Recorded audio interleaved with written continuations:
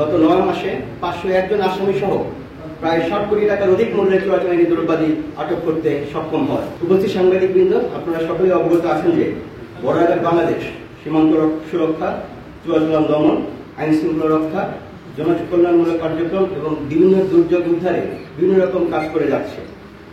BGB সদর দপ্তরের নির্দেশনায় এইসব কার্যক্রম মিডিয়ার মাধ্যমে দেশবাসীর নিকট প্রচারের জন্য আমরা মাঠ পর্যায়ে রংপুর রিজনের পক্ষ থেকে সংবাদ সম্মেলনটি এখানে আয়োজন করেছি। আপনারা জানেন যে বাংলাদেশের মোট সীমান্ত 4427 কিলোমিটারের মধ্যে আমাদের রংপুর রিজনের দায়িত্বপূর্ণ এলাকার মধ্যে রয়েছে 1660 কিলোমিটার সীমান্ত এলাকা।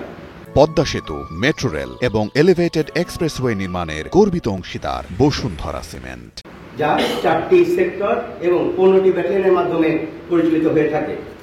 রংপুর রিজিয়নের প্রতিটি বিজিবি সদস্য সীমান্ত সুরক্ষায় নিরাপত্তা ও আস্থার প্রতীক হিসেবে দায়িত্ব পালন করে যাচ্ছে।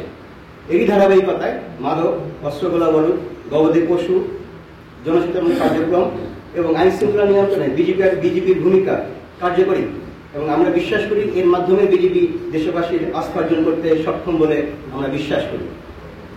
2025 সালে এই বছর রংপুর রিজিয়নের অধীনস্থ ব্যাটালিয়ন সমূহ বিভিন্ন রকমের আভিযানিক কার্যক্রম পরিচালনা করে গত 9 মাসে 501 জন আসামি সহ প্রায় 60 কোটি টাকার অধিক মূল্যের চোরাচালানি দ্রব্যাদি আটক করতে সক্ষম হয়।